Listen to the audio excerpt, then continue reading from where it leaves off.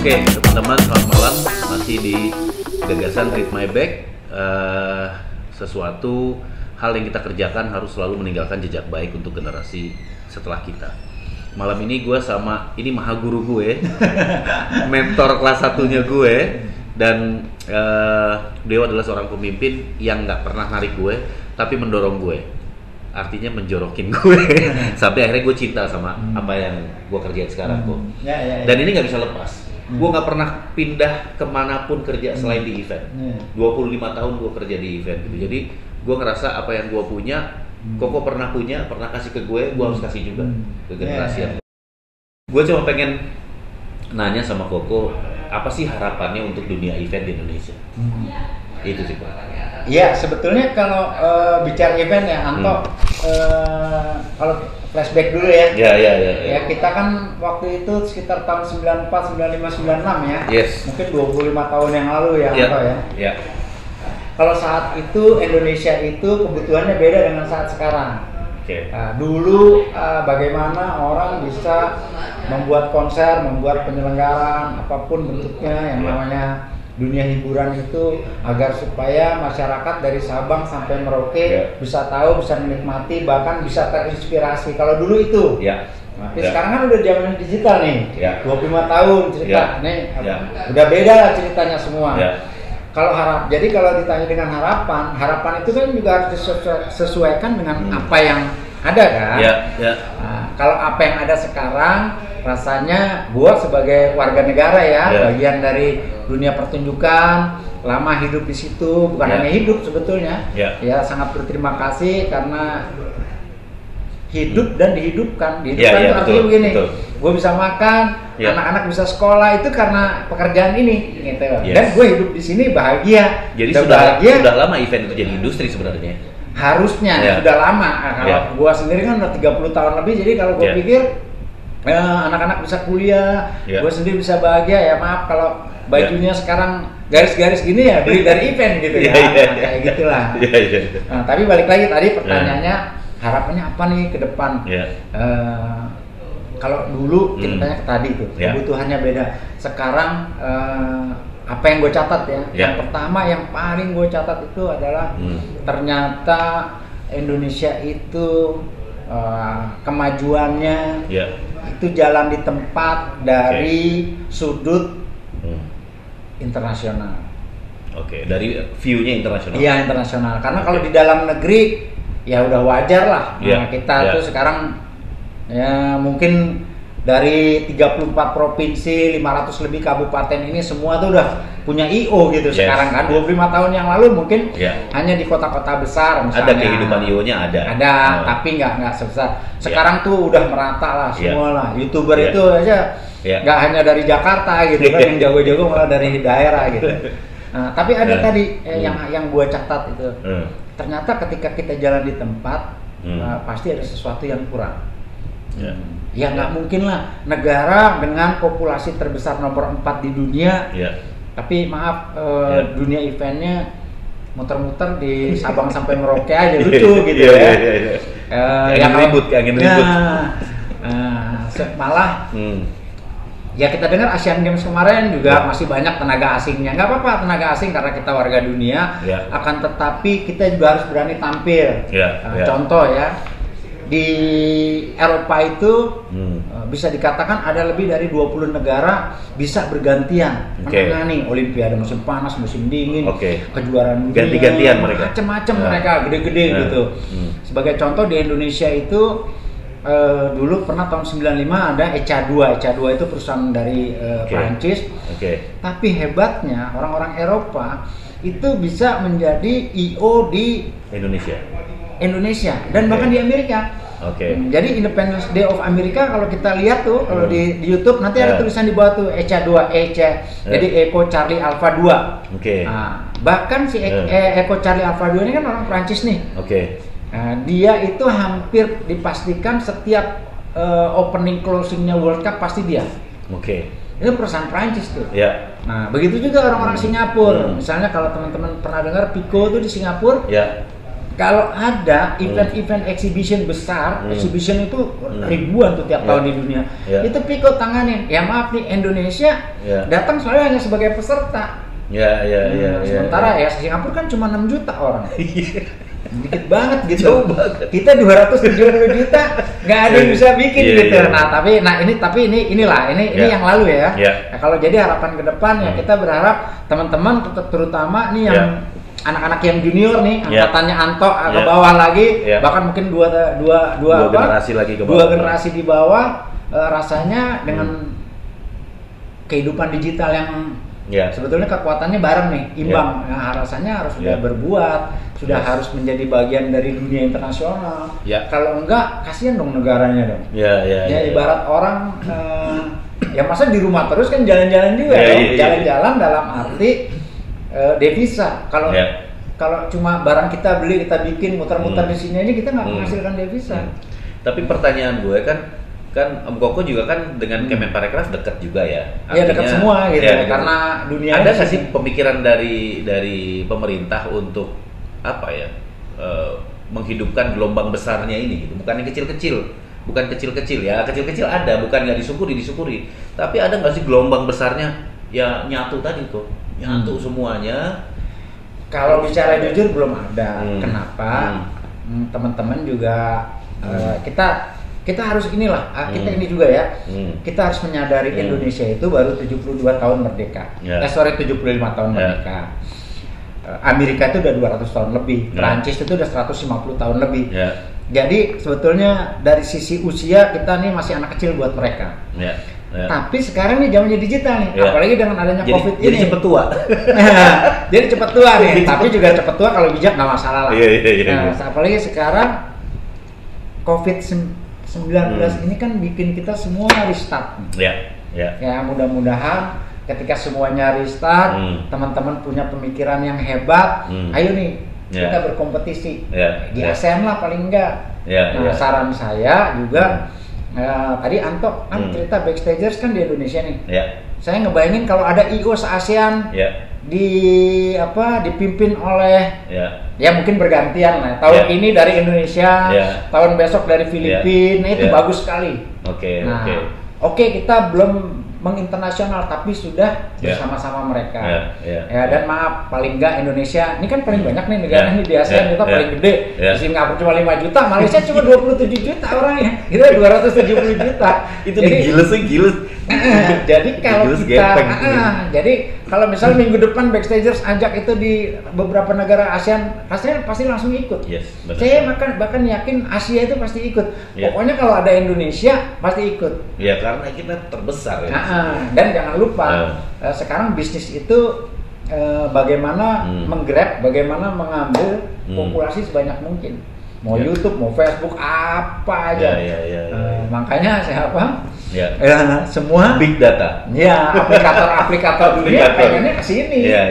Big datanya itu dalam arti sangat banyak. Bayangkan kalau saya penyanyi nih, saya dari mana di Singapura. Sehebat-hebatnya saya nyanyi yang nonton cuma 6 juta. Nah, di sini sesalah-salahnya begitu saya nyebrang ke Indonesia 200 juta. 270 juta. Itu kan cuma naik sejam naik pesawat. Ya, apalagi udah digital. Pakai Android semuanya kan susah. Artinya semakin kita bisa besar membangun organisasi, kekuatan dan nilai tawarnya itu juga semakin kuat ya. Nilai tawarnya bukan hanya dari organisasi, populasi kita, keberadaan kita. Ya maaf, Indonesia ini negara termasuk yang paling subur lah di dunia ya. Kekayaan ini harusnya bisa menjadi senjata teman-teman untuk tampil paling depan, bukan paling bagus ya. Mudah-mudahan bisa jadi paling bagus. Tapi kalau didengar udah pasti. Artinya potensi yang paling mendasar itu sudah tercukupi sudah. Harusnya.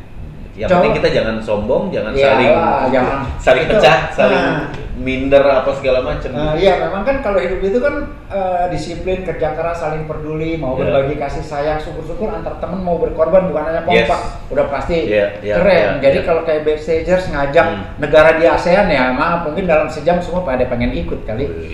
Itu harusnya gitu ya. Kalau tapi ada pertanyaan sih kok di Backstagers tuh kan, pertanyaan waktu kita bicara tentang siapa sih penasehat kita gitu. Nah, sempat tercetus juga nama Om Koko gitu kan. Nah, gue nggak tahu nih, ini melamar nih ceritanya. Melamar, tapi mudah-mudahan Koko mau memikirkan itu. Apabila kita di asosiasi, salah satunya mungkin nanti Koko mungkin diminta untuk menjadi penasehat, gitu backstage. Gimana itu tanggapan? Kalau saya secara pribadi hal-hal seperti itu bukan hanya mau itu menjadi kebanggaan, karena sebagai individu juga sebagai warga negara yang baik kan kita pengen jadi bagian Indonesia lebih baik nih.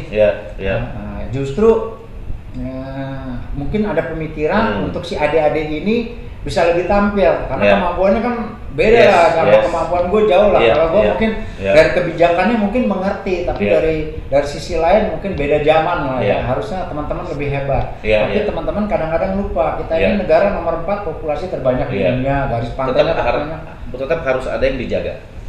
Ya bukan hanya harus ada dijaga, ada kebanggaan, ada kekuatan yang bisa dimanfaatkan, tapi tetap harus dijaga dengan harkat martabat baik individu maupun negaranya kan harus tetap dijaga. Tapi saya yakin lah Indonesia ini keren lah, keren lah. Pantas lah kalau backstagers misalnya ngelit ini teman-teman di ASEAN sangat wajar dan sayang kalau nggak dilakukan kan. Memang ASEAN juga butuh karena nggak ada asosiasinya IO ASEAN tuh nggak ada. Oh, nggak ada. Nah, jadi mereka negara-negara aja ada, tapi ASEAN-nya nggak ada. Nggak ada. Nah, karena yang namanya IO ini, istilah IO ini kan kalau di Singapura istilahnya beda. Nah, karena dia lebih ke exhibition. Karena negaranya itu memang dibesarkan bukan oleh IO, oleh exhibition menggunakan IO. Kulturnya yang beda ya. Karena latar suka berkreasi ya. Nah, karena latar belakang kebutuhan negaranya beda. Begitu juga Malaysia. Mungkin nggak sih kok, karena kalau di Indonesia itu kan banyak budaya. Sejak dulu sudah ada karapan sapi, sejak dulu sudah ada ngadu babi, dulu udah ada 17-an. Mungkin event tuh dari situ kali ya. Kalau Indonesia ya biasa event gitu di mana-mana. Kalau itu memang Indonesia memang kelasnya Tuhan lah ya. Kelasnya udah Tuhan lah. Jadi pantas lah kalau orang kreatif harusnya paling banyak kumpul di sini. Dan IO itu lebih cocok di Indonesia. Jadi pantas kalau Indonesia juga ngelit. Pantas banget. Tuh, buat teman-teman IO nih, bukan cuma untuk backstager saja, tapi untuk teman-teman IOC Indonesia. Yang Om Koko bilang bahwa kita harus berkuasa, berkuasa. Atau backstagers yang utamanya apa? Misal backstagers utamanya tentang bagaimana membesarkan orang-orang yang punya interest kepada event. Kalau kita gitu, jadi kita lebih kepada edukasi. Orang yang sudah pintar, kita ajak untuk bagaimana dia ikut menularkan kepada generasi yang baru. Untuk generasi yang baru, kita ajarkan mereka dengan sekolah-sekolah. Memang niatnya adalah backstager someday kalau jadi asosiasi, kita ingin punya sekolah. Sekolah event kok. Jadi, tapi stage manager bukan kita yang ngajar dari asosiasi stage manager. Berarti kalau backstagers bilang pengen punya sekolah event, berarti yang banyak event organizer di sini. Iya. Nah, akan lebih kredibel ketika backstagers ini akan menjadi foundernya IO di ASEAN dulu, jadi bagus kan? Nah, jadi ada keseragaman warga di ASEAN. Kemarin waktu ngobrol dengan asosiasi calon asosiasi stage manager dengan teman-teman, saya bilang begini, kalau kita menjadi asosiasi IO, semua yang ada di dalam backstagers ini akan menggunakan jasa stage manager kan gitu. Someday kalau asosiasi stage manager sudah ada, kita akan menerapkan aturan sama semua member backstagers bahwa menggunakan stage manager harus tersertifikasi oleh asosiasinya. Jadi kita bersinergi kok. Jadi kita cocok bikin sekolah. Tapi yang ngajar mereka, kita bikin sekolahnya. Bagus ya. Nah, sebetulnya sekolah itu ada hal yang lebih utama, tujuannya adalah agar supaya setiap daerah di Indonesia dari Sabang sampai Merauke ini di dalam mengerjakan pekerjaan itu bisa seragam. Istilahnya kalau technical writer satu kan bisa sama kan. Bagus, luar biasa. Itu kenapa backstagers ada, karena teman-teman di daerah itu dulu sering mengeluh begini, Mas Santo kenapa ya kalau anak Jakarta tuh IO kok speednya cepet banget ya Mas? Gitu, speednya tuh cepet banget, memutuskannya cepat, mengambil ininya berani-berani. Ya, saya bilang sama mereka bahwa gue ketemu lo baru 1 minggu di kota ini. Lo tahu nggak kalau gue udah 6 bulan persiapan di Jakarta kan nggak tahu gitu kan? Jadi lo harus merasakan itu juga seperti gue. Nah caranya adalah, ayolah kerjakanlah hal-hal yang besar, jangan cuman menunggu. Nah buat teman-teman IO di Jakarta, gue sering bilang ya teman-teman di daerah ya nggak apa-apa, masuk aja ke Jakarta gitu ya, ini kan nasional gitu. Ya. Rasanya sekarang kelasnya teman-teman bukan hanya bersatu, bukan hanya berkumpul, bukan hanya saling mengerti, karena sebagai warga negara yang baik tentu teman-teman punya keinginan untuk menjadikan Indonesia menjadi warga negara kelas dunia ke depan ya. Jadi ya selain kita harus tetap kompak semuanya, tapi ada PR yang lebih besar namanya tapi satu tadi yang Koko bilang itu ya, gue sih terus terang secara pribadi udah tertarik bahwa kita harus harus lead di ASEAN, dan itu mungkin di asosiasi akan kita FGD kan tuh kok. Yang gue usulkan nanti untuk FGD, bagaimana kita bisa menguatkan kaki kita, meningkatkan kemampuan kita. Bahasa Inggris saja kan harus ditingkatkan lagi. Betul. Nah, tapi juga jangan lupa bahwa ini sebuah hal yang harus dilakukan, satu, kedua, dan tidak sulit sekelas Indonesia. Jadi tapi kalau yang terjadi, kenapa dulu Indonesia begini, janganlah kita ngeliat ke depan. Jadi selalu ada lebih dan kurang di dalam perjalanan. Tapi bagaimana ke depan itu? Kalau kita mikir ini kok kurang ini kurang itu, ya enggak lah. Sekarang udah saatnya ngelit di ASEAN. Ya mudah-mudahan dalam 1-2 tahun bisa ngelit Asia. Ke depannya lagi udah bisa menjadi bagian dari dunia internasional. Ya mudah-mudahan bisa berperan. Tapi artinya, dengan menjadi bagian udah bagus. Artinya asosiasi itu begitu membesar, diakui oleh ASEAN, kita bisa ngerjain event di mana-mana. Paling enggak di ASEAN bisa bergantian. Orang berkumpul itu ada musyawarah mufakat. Nah itu musyawarah mufakat itu bisa terjadi saling pengertian. Paling enggak kita Indonesia pantas lah tampil di sana paling depan harusnya itu. Nggak paling depan tapi ada di sana kan udah bagus. Daripada kalau sekarang masih di sini-sini aja. Kalau toh keluar ya maaf, kementerian-kementerian keluar mengirim itu bukan karena kebutuhan tapi karena bukan karena kebutuhan tempat kita datang, karena kebutuhan kita. Ya kan nggak keren. Kalau kita datang karena diundang itu kan keren. Kita berharap begitulah gitu. Jangan kita mulu yang butuh. Semua negara di dunia harus saling membutuhkan. Kayak backstager lah, satu sama lain kan harus saling isi. Dan negara juga gitu dong. Apalagi ya Indonesia paling banyak nomor di Asia ini memang nomor 3. Kita udah nemuin juga kok teman-teman IO di daerah. Itu banyak loh yang pemikirannya lebih ya let's say lebih wawasannya lebih luas loh dari IO Jakarta. Jadi kita juga dibantu sama teman-teman dari daerah kayak Jawa Tengah, Om Safi, ada Om Hendra Kaban yang sudah berpikir tentang asosiasi lebih dulu dari anak-anak Jakarta. Mereka udah duluan mikir asosiasi gitu. Ya maaf, mungkin di daerah itu mereka sedikit lebih keras di Jakarta karena peredaran uang di Jakarta kan sangat besar. Di satu sisi memang teman-teman kerjanya gesit-gesit. Jadi memikirkannya lebih ke sana kalau di Jakarta. Secara ekonomi uang muter di sini semua. Jadi ya wajar lah kalau teman-teman sangat butuh asosiasi, dan itulah gunanya asosiasi agar supaya masyarakat Indonesia itu terjadi keseragaman, pemerataan, kesempatan yang sama. Jangan Jakarta sentris kan nggak baik kayak begitu. Tuh dengerin tuh. Nggak baik kalau Jakarta sentris. Jadi balik ke dulu lagi kok. Gue tuh masih inget dulu Koko yang ngajarin kita semua nih untuk kerja tuh gotong royong. Iya kan? Ada orang jabatannya apa? Gue tahu nih ada satu orang jabatannya anu, tapi di dalam pekerjaan sedang berjalan itu nggak ada tuh. Semua kita harus sama. Koko kerja, ngambil kertas, gue juga ngapain, kita ngapain. Itu agak kebawa sih sampai sekarang sama gue. Jadi gotong royong tuh emang darahnya kita kayaknya gue. Makanya Indonesia kabinetnya gotong royong. Karena dari zaman kemerdekaan itu kita bisa besar itu karena gotong royong. Kenapa gotong royong secara naluri itu wajib? Karena memang kita takdir itu tadi. Buktinya sekarang nomor 4 terbanyak di dunia. Itu warga takdir negaranya udah takdir lah, itu kelas Tuhan lah. Jadi teman-teman gotong royong aja lah, saling dukung, saling bantu, kompak. Tadi mau persatuan di sila ketiga itu persatuan makanya. Memang itu dari kecil kita harus melakukan itu. Jadi kalau teman-teman nggak bersatu, nggak Pancasila nanti. Dan itu nanti nggak Indonesia. Dan Indonesia harus begitu. Udah takdir kita. Jadi inilah memang udah. Jadi hentikan kepentingan kecil atau hilangkan perbedaan kecil. Temukan persamaan, kan? Dan jangan lupa persatuan itu yang menjadikan Indonesia ini juga merdeka. Jadi kalau sekarang teman-teman nggak mau bersatu, teman-teman pengen menang sendiri, pengen pintar sendiri, bukan Indonesia tuh nanti. Ini kebutuhan Indonesia ke depan ini. ayolah kita bersatu, ayolah saling mengisi, ayolah saling berbagi. Syukur-syukur ada yang mau berkorban. Waduh, keren tuh. Siap. Keren itu. Insya Allah kalau di Backstagers teman-teman mau berkorban untuk itu. Memang udah kebiasaan kita setiap tahun aja kita selalu bikin event-event sosial. Dan eventnya nggak ada yang kecil, lumayan besar-besar. Iya kan, di Backstagers ini udah tahun keberapa nih? Udah mungkin ke-6 sekarang. Untuk dunia hiburan yang cukup tampil di depan bener Backstagers. Ya lumayan tuh. Lumayan. Kita event yang ada di Backstagers itu kebanyakan kliennya tuh memang swasta dan agak besar-besar. Kayak Gudang Garam, sekarang Sampurna, terus ada yang IO yang kliennya BAT. Jadi memang yang besar-besar ada di Backstagers. Jadi terbiasa sama swasta. Terbiasa sama swasta. Tapi juga gini, Backstagers itu agak takut sedikit kalau buat pemerintah.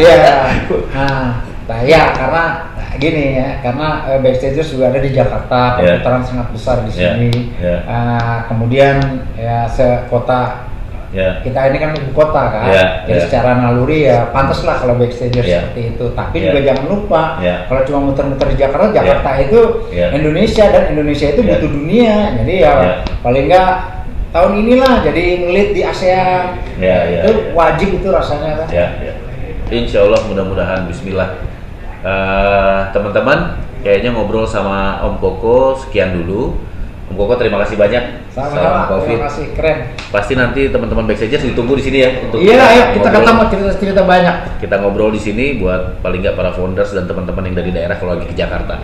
Oke, tetap di Gagasan Read My Bag. Selalu tinggalkan jejak baik untuk generasi baru. Thank you, Coach. Banyak. Tetap keren.